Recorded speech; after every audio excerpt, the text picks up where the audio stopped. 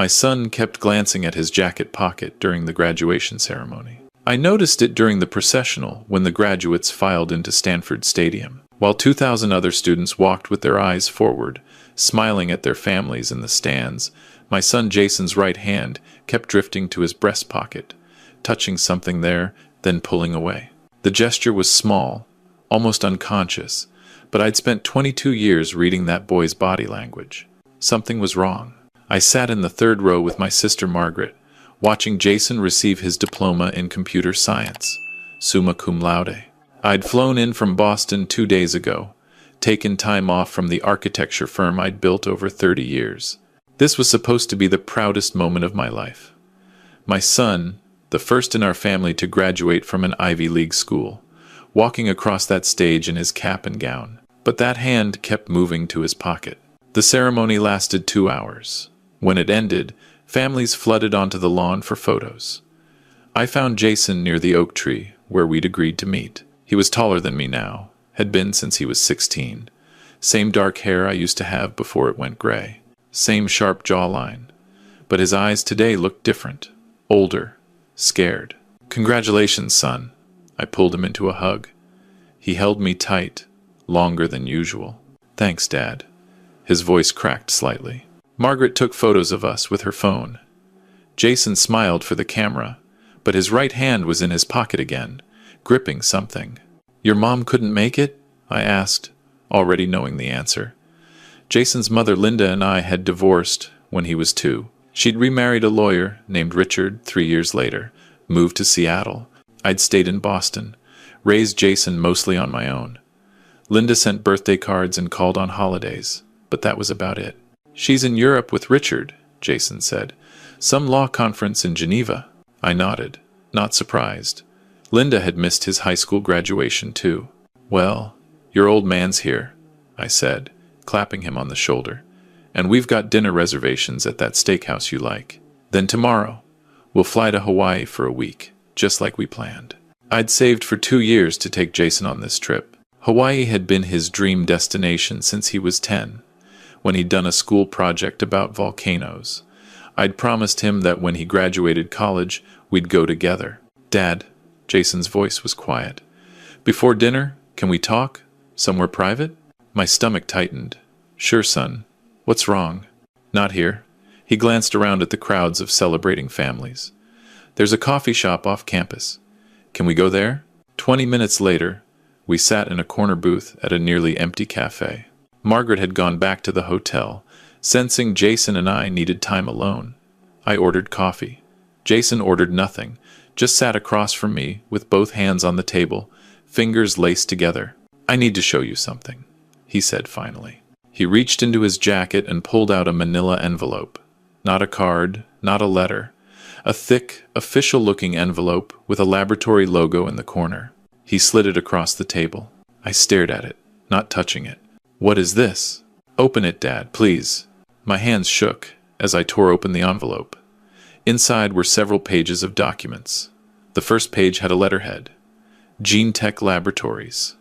DNA Analysis Report. I looked up at Jason. His eyes were wet. "Keep reading," he whispered. I read the summary. Probability of paternity, 0%. Based on the genetic markers analyzed, the tested male is excluded as the biological father of the tested child. The tested male, that was me. The tested child, that was Jason. I read it again, then again. The words didn't change. "I don't understand."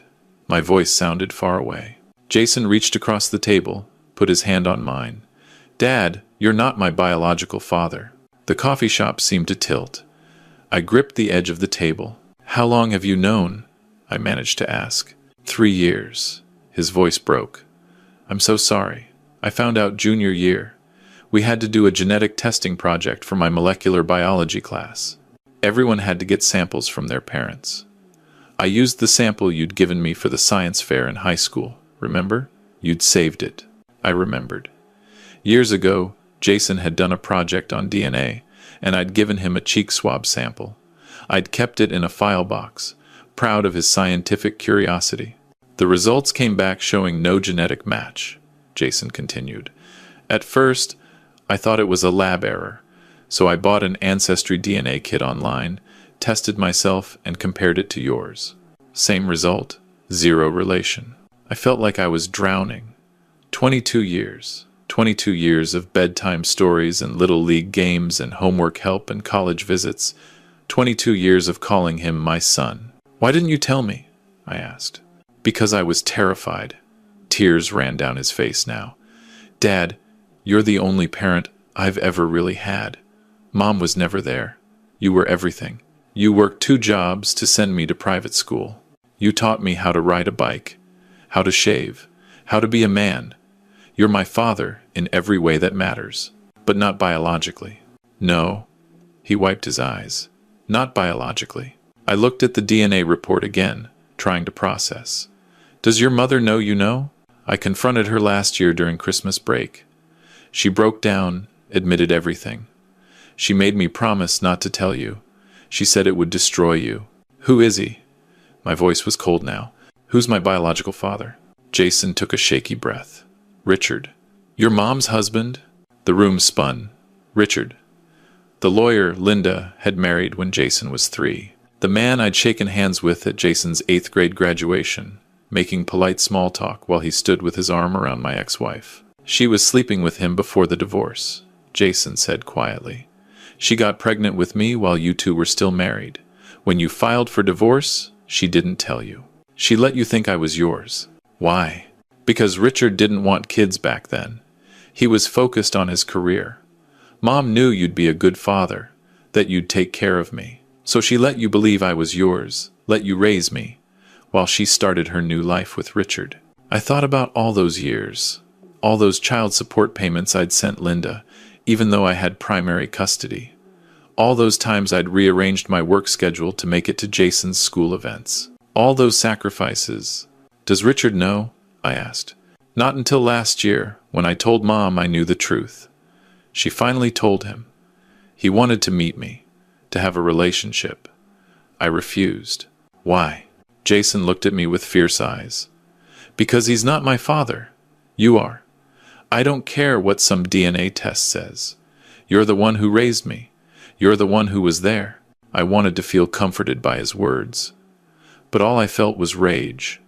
Rage at Linda for lying. Rage at Richard for sleeping with my wife. Rage at both of them for stealing 22 years from me, for making me love a child who wasn't mine, for using me as a convenient parent while they built their life together. I know you're angry, Jason said. I've been angry too, for 3 years. That's why I'm telling you now. I couldn't keep this secret anymore. I couldn't let you keep spending your money on me, keep sacrificing for me, without knowing the truth. I looked at the envelope on the table. Inside was another document, I now noticed. I pulled it out.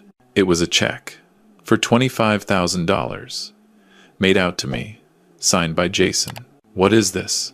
It's every penny I've saved from my internships over the last 3 years, Jason said.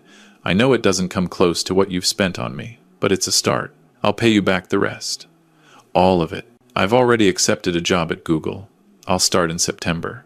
I'll pay you back everything you spent on my tuition, on raising me, on... Stop. My voice was sharp. Just stop. Jason fell silent. I looked at my son.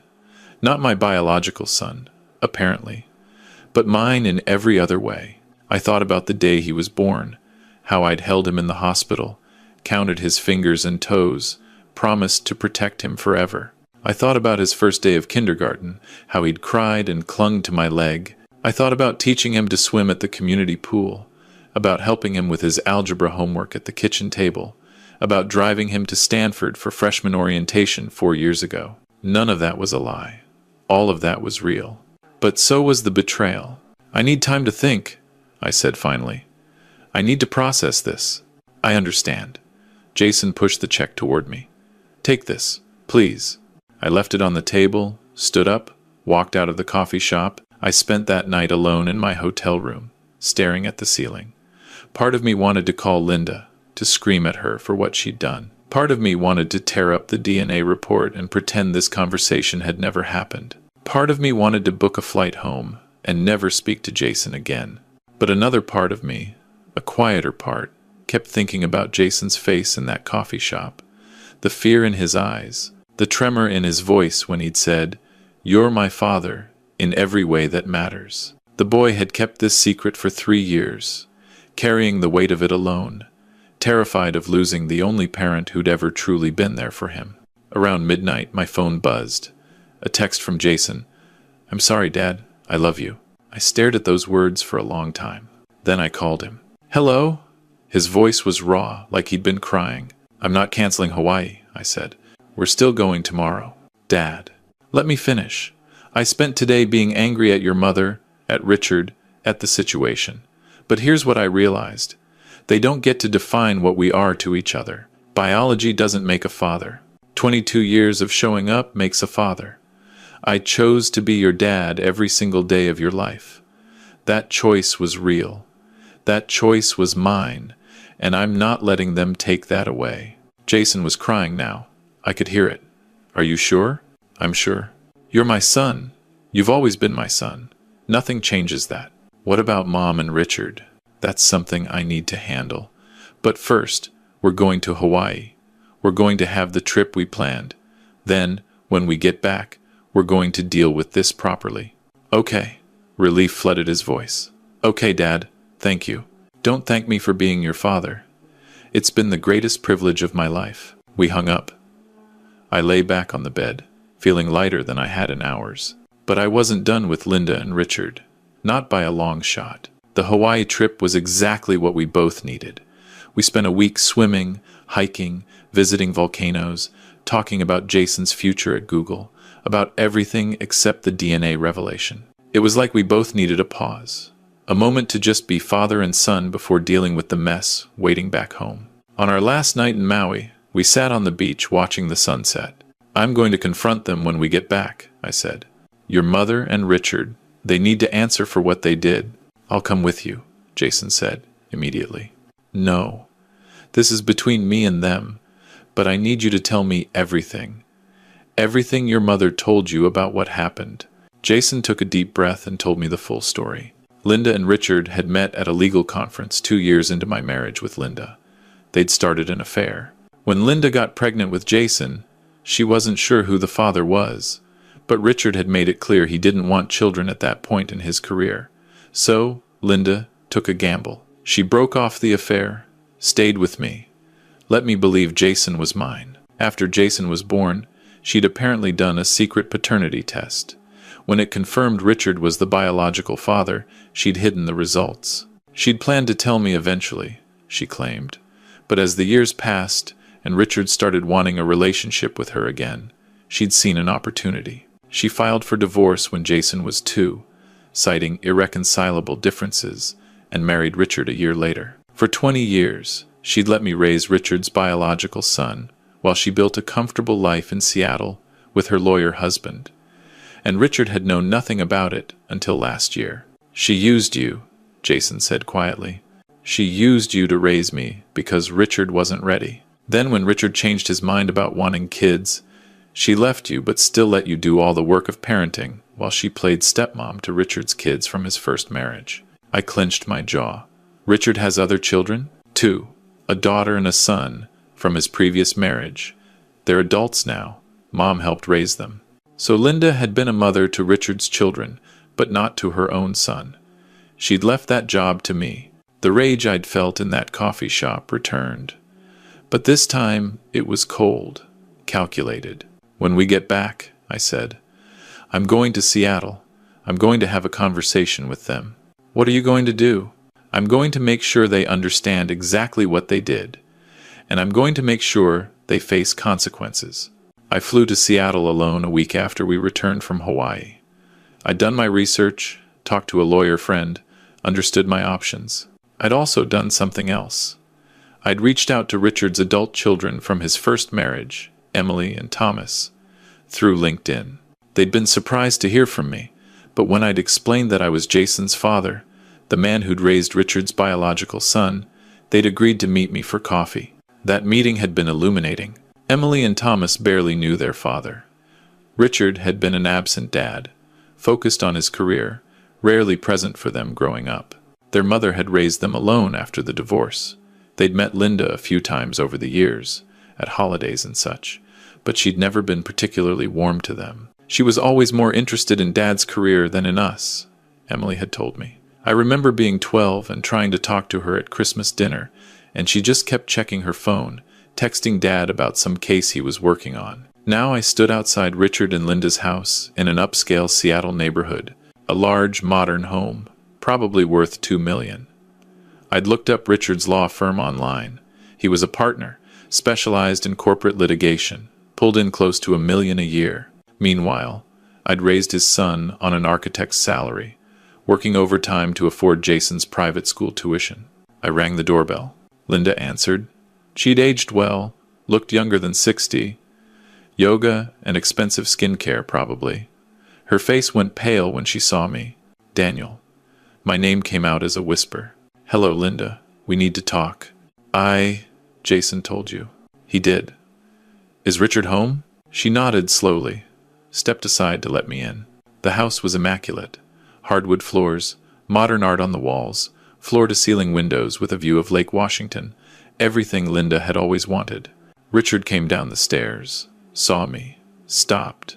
Mr. Chen. He extended his hand automatically, then seemed to realize how absurd that was and dropped it.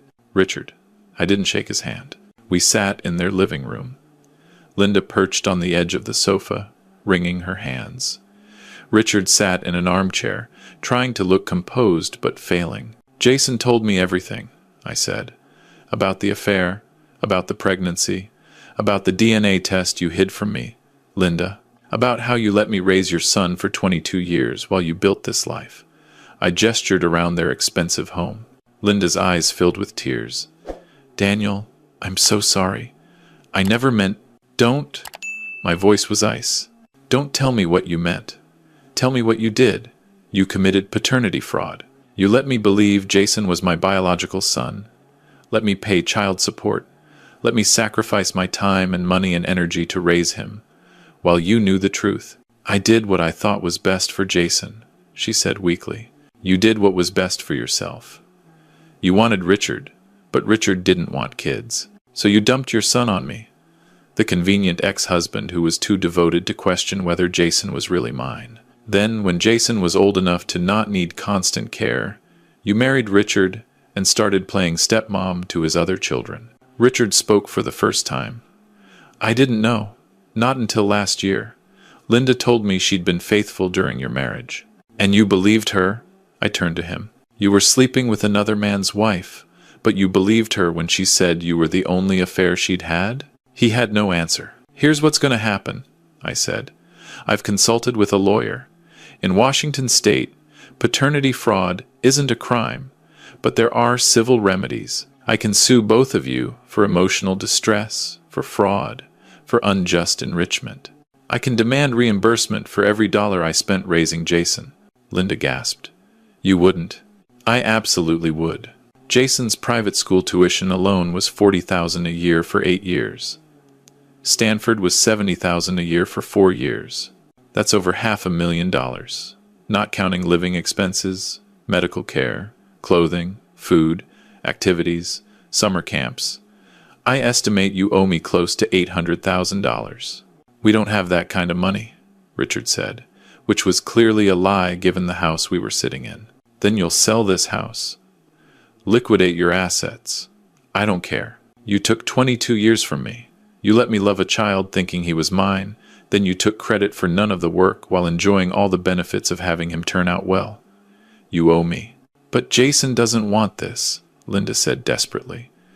He told me he considers you his real father. This will hurt him. Jason spent 3 years carrying your secret, terrified of losing me. You hurt him the moment you decided to lie. I'm not doing this to hurt Jason. I'm doing this because you need to face consequences for what you did. I stood up, pulled a folder from my bag, and dropped it on their coffee table. These are the legal documents. You have 2 options. Option 1, you pay me restitution. I'm willing to settle for $500,000, plus a written agreement that you'll cover any future expenses Jason has, medical or otherwise, as his biological parents. Option 2, I file a civil suit, drag all of this through court, make it public record. Richard, I'm sure your law firm would love to hear about how you committed adultery with a married woman, got her pregnant, and then ignored your biological son for 2 decades. Richard's face went red. You're blackmailing us. I'm offering you a chance to make this right quietly. Your choice. Linda was crying now. Daniel, please. We made mistakes, but nothing. You made a choice to prioritize yourselves over your son, over me, over basic human decency. Now you get to pay for that choice. I walked to the door, then turned back. One more thing. Jason doesn't know I'm here. He doesn't know about any of this.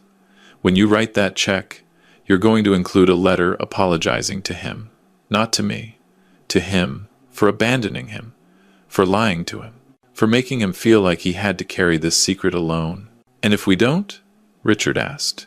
Then I'll see you in court, and trust me, I've got 22 years of evidence showing what kind of parents you really are. Emily and Thomas, your other children, have already agreed to testify about your absence in their lives.